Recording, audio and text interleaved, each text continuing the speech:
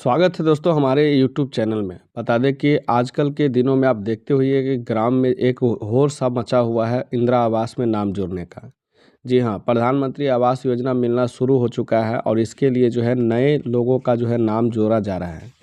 अब दोस्तों बता दें कि आज की इस वीडियो में हम पूरा डिटेल्स में बताएंगे कि आवास योजना का जो लाभ है वह किसको मिलेगा, कैसे मिलेगा, इसके लिए क्या क्या करना होगा, सारी चीज़ डिटेल्स में बताएंगे। वीडियो थोड़ी लंबी ज़रूर होगी लेकिन पूरी प्रोसेस बताएंगे। अगर इतना काम आप कर लेते हैं तो 100% इस बार आपको इंदिरा आवास की लाभ मिल जाएगा। यानी आवास योजना जो प्रधानमंत्री आवास योजना भी कहते हैं, कहीं कहीं मुख्यमंत्री आवास योजना भी कहा जाता है, उसका लाभ मिल जाएगा।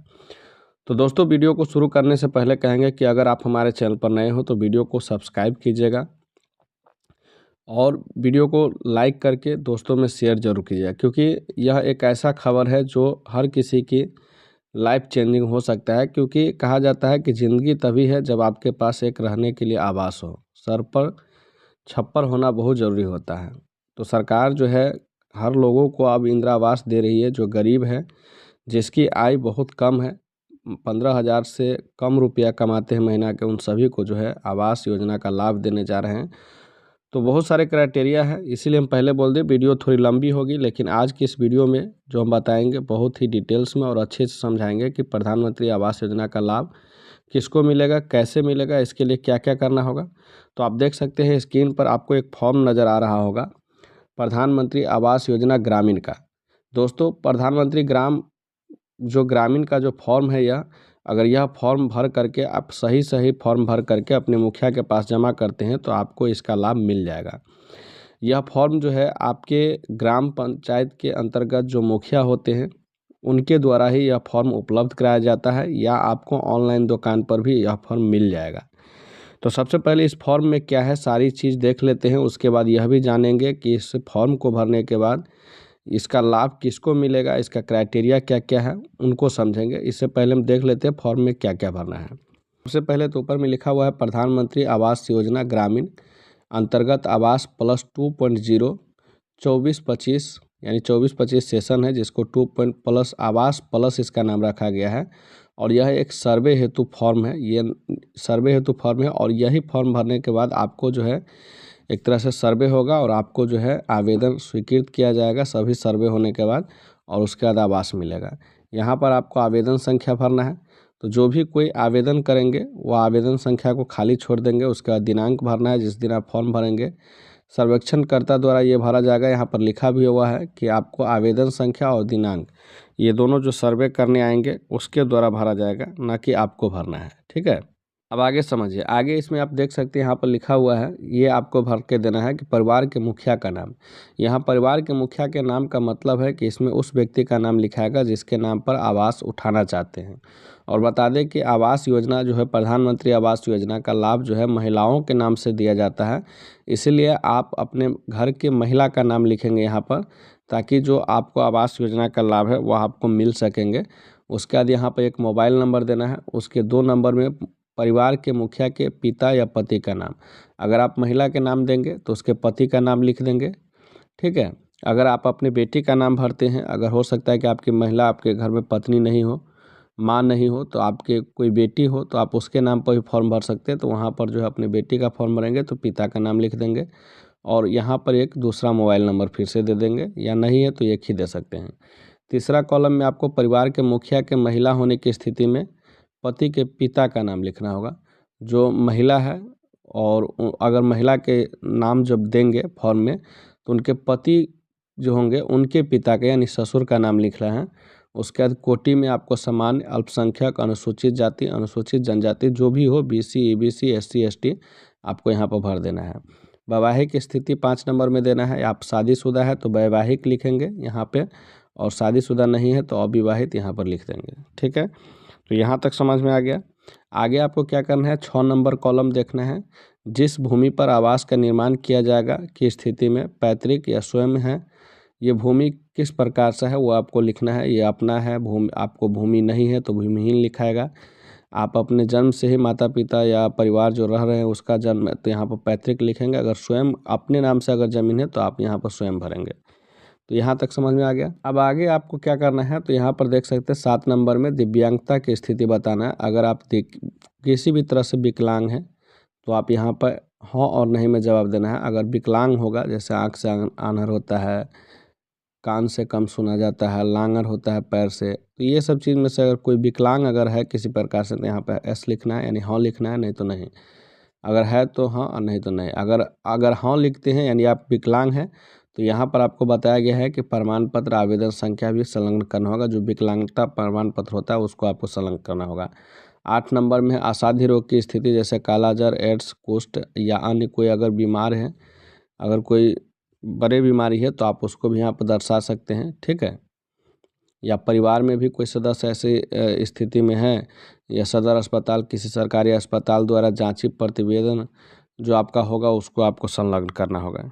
आपको 7 में यहाँ पर जो है 7 नंबर कॉलम का ही यहाँ पर दिखा रहा है, यानी 9 नंबर होना चाहिए था। तो यहाँ पर दिखा रहा है परिवार के मुखिया का स्थायी पता, जो कि वार्ड संख्या आपको लिखना है, ग्राम लिखना है, पंचायत लिखना है, राशन कार्ड संख्या यहाँ पर आपको बताना है। अगर राशन कार्ड संख्या है तो आप दीजिए, नहीं है तो नहीं दीजिए। और जॉब कार्ड संख्या आपको ये अनिवार्य हो गया है अब। अगर आप आवास मतलब कि अब प्रधानमंत्री आवास योजना का लाभ लेना चाहते हैं तो आपको जॉब कार्ड संख्या देना ही होगा। इसके लिए क्या करना है, तो आपको एक जॉब कार्ड के लिए फॉर्म भी आता है, उसको अप्लाई कर देना है। जॉब कार्ड फॉर्म अप्लाई करेंगे, जॉब कार्ड बन जाएगा। उसके बाद यहाँ पर आप जॉब कार्ड लिख देंगे तो ये फॉर्म जो है जॉब कार्ड वाली जो फिलअप जो करना है वो हो जाएगा। तो जॉब कार्ड कैसे बनाना है, उसके लिए क्या फॉर्म है, आप लोग कमेंट कीजिएगा, तो उसका भी एक वीडियो हम बना देंगे। आप उस वीडियो को भी देख लीजिएगा, जॉब कार्ड कैसे बनाया जाता है। उसका एक अलग वीडियो होगा हमारे चैनल पर, वह एक दिन के बाद, इस वीडियो के डलाने के एक दिन के बाद वो वीडियो आप हमारे चैनल पर देख सकते हैं, ठीक है। आगे 10 नंबर में है परिवार के सदस्यों की विवरण देना है, जिसमें आप जॉब कार्ड जो बनाएंगे उसमें जितने परिवार को दर्शाएंगे उतने ही परिवार का जो है नाम यहाँ पर आपको दर्ज करना है। परिवार के सदस्य का नाम यहाँ पर 1 2 करके नंबर देना है, ठीक है, इस वाले में। और इसमें उस सब का नाम लिखना है बारी बारी से, उसका उम्र बताना है, उस सब का आधार संख्या बताना है। और परिवार के मुखिया से, यानी जिसके नाम से यह फॉर्म भरेंगे आवास के लिए पत्नी का नाम से, तो उसमें उस सदस्य मुखिया जो सदस्य होंगे उनके संबंध, अगर बेटा है तो पुत्र होगा, पुत्र लिख दीजिएगा, बेटी है तो पुत्री, पति है तो पति लिख दीजिएगा। इस तरह से आप जो है यहाँ पर संबंध बता दीजिएगा, ठीक है।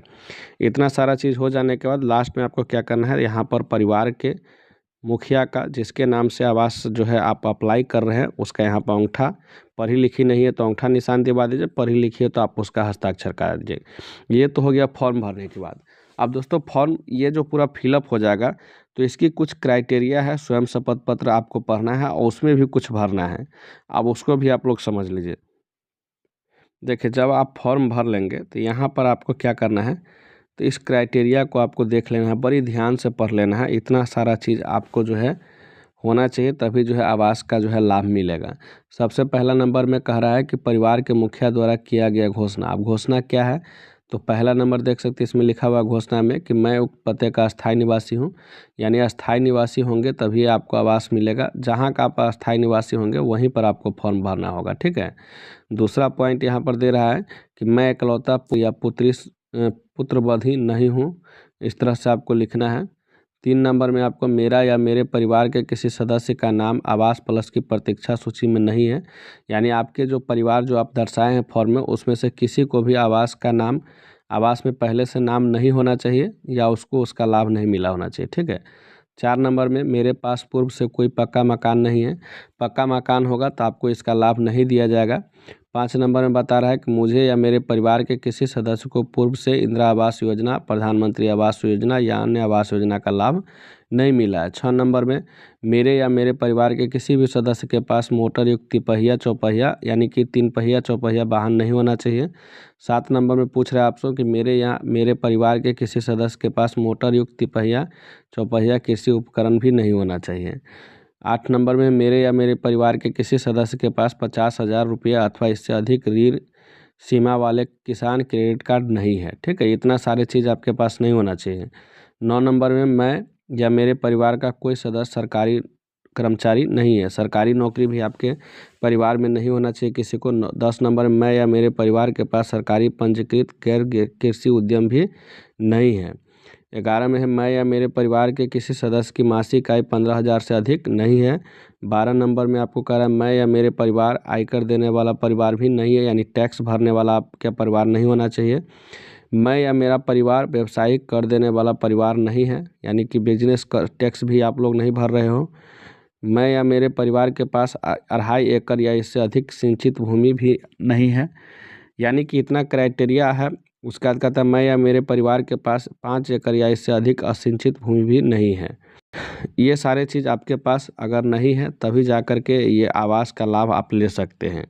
आगे इसमें क्या लिखा हुआ है, तो आगे इसमें देख सकते हैं यह एक घोषणा पत्र था। इतना आपको घोषणा करना था कि इतना सारा चीज़ मेरे पास नहीं है, इसलिए यहाँ पर लिखा हुआ मैं घोषणा करता हूँ या करती हूँ कि ऊपर वर्णित सभी कथन मेरे जानकारी में है और सत्य है। अगर इसमें कुछ गलत पाया जाता है तो मैं सर्वेक्षण कराने के हकदार नहीं होऊंगा या होंगी, जिसकी सारी जवाबदेही मेरा या मेरी होगा। ठीक है। और यहाँ पर क्या करना है, आपको 2 गवाह का नाम देना है। एक आपके आसपास के 2 आदमी का यहाँ पर नाम देना है गवाह का, जो आपके परिवार से अलग हो। उनसे जब सर्वेयर आएंगे तो पूछेंगे कि सही में जो ये विवरण दिया है, ये इसके पास गाड़ी है कि नहीं है, पक्का मकान है कि नहीं है, ये कितना रुपया कमाते हैं, इसके पास कितना ज़मीन है, यानी इसमें जो आप स्वयं शपथ में जो चीज़ स्वीकारे है कि ये चीज़ नहीं है, उतना चीज़ उन लोगों से पूछेंगे, तभी जा कर के आपको आवास का लाभ मिलेगा। ठीक है। उसके बाद जब आप इतना सारा चीज़ कर देते हैं तो आपको इस फॉर्म के साथ कुछ चीज़ें संलग्न करना है, या कह सकते हैं कुछ डॉक्यूमेंट्स देना है। तो यहाँ पहले जो है यहाँ पर देना है परिवार के सभी सदस्य का आधार कार्ड आपको 6 प्रति, यानी जॉब कार्ड में एक जॉब कार्ड जो आप बनाए होंगे उसमें जितने परिवार के सदस्य को जोड़े होंगे उस सभी का आधार कार्ड का 6 प्रति देना होगा। राशन कार्ड की 6 प्रति आपको देना होगा, अगर है तो दीजिए, नहीं है तो आप बता दीजिए कि नहीं है। जॉब कार्ड की 6 प्रति देना होगा। पति एवं पत्नी के खाते की 6 प्रति, पति पत्नी दोनों का जो है खाता यानी बैंक खाता का जो है फोटो स्टेट लगेगा। वर्तमान आवास के का परिवार के सभी सदस्यों के साथ फोटो होगा। जो अभी आपका जो घर होगा वो वर्तमान आवास का परिवार के सभी सदस्यों के साथ फोटो होगा, यानी घर के सामने खड़ा होकर के जो भी आपका सदस्य है, उस दोनों आदमी हो तो 2 आदमी, 3 आदमी सभी मिल करके एक जगह खड़ा हो जाइए घर के सामने जो आपका फूस या कच्चा मकान है, और वहाँ पर से फ़ोटो खिंचा करके देना है। पक्का मकान फ़ोटो खिंचाइएगा तो आपको इसका लाभ नहीं मिलेगा। ठीक है। उसके बाद भौतिक सत्यापन या सर्वेक्षण के दौरान यह भरा जाएगा, जिसमें ये 6 कॉलम भरा जाना है। जब यह सर्वेक्षण होगा उस समय भरा जाएगा। तो उसमें यहाँ पर देना है क्या आवेदक अपने पिता का इकलौता पुत्र या पुत्री है या नहीं, में जहाँ पर उनको जवाब लिखना है। आवास की निर्माण स्थिति कच्चा मकान या कमरा 1 2 0 1 2 3 कमरा है या पक्का मकान है, उसको यहाँ भरना है। क्या आवेदक या परिवार के सदस्य को पूर्व में किसी आवास की योजना का लाभ मिला था, हाँ या नहीं भरना है। क्या आवेदक या परिवार के सदस्य का नाम आवास प्लस की सूची में अंकित है, हाँ या नहीं में भरना है। क्या परिवार का मुखिया कमाने के लिए सपरिवार बाहर रहता है, हाँ या ना में जवाब देना है। महीनों से कितना रुपया यहाँ पर कमाता है। क्या केवल मुखिया वयस्क पुरुष बाहर कमाने जाते हैं और पत्नी घर पर रहती है, ये भी लिख रहा है। तो ये जब सर्वे करने आएंगे उस दौरान ये भराएगा। और ये सर्वे करने वाले जो आएंगे सर्वेयर, जिसको आवास सहायक बोलते हैं, उन्हीं के द्वारा ये जो है ये सारे चीज़ भरे जाएंगे। ठीक है। उसके बाद सर्वेक्षणकर्ता जो होंगे आवास सहायक, उनके यहाँ पर जो है सर्वेक्षणकर्ता के यहाँ पर साइन होगा। तो ये सारे कॉलम आपको भरने होंगे और इतने सारे जो है आपको स्वयं शपथ पत्र में बताना होगा, तब जा कर के इसका पूरा लाभ मिलेगा।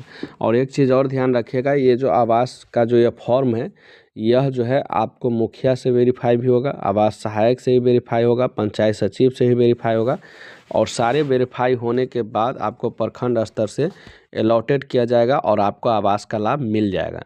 तो फिलहाल इस वीडियो को देखने के लिए आपको तहे दिल से धन्यवाद, जो आप लास्ट तक देखे हैं। वीडियो कैसा लगा कमेंट करके ज़रूर बताइएगा। वीडियो कहाँ से आप देख रहे थे वो भी कमेंट करके बताइएगा। तो अगले वीडियो में हम फिर मिलेंगे आपसे जॉब कार्ड से रिलेटेड जानकारी लेकर के। इस वीडियो से विदा चाहते हैं। धन्यवाद।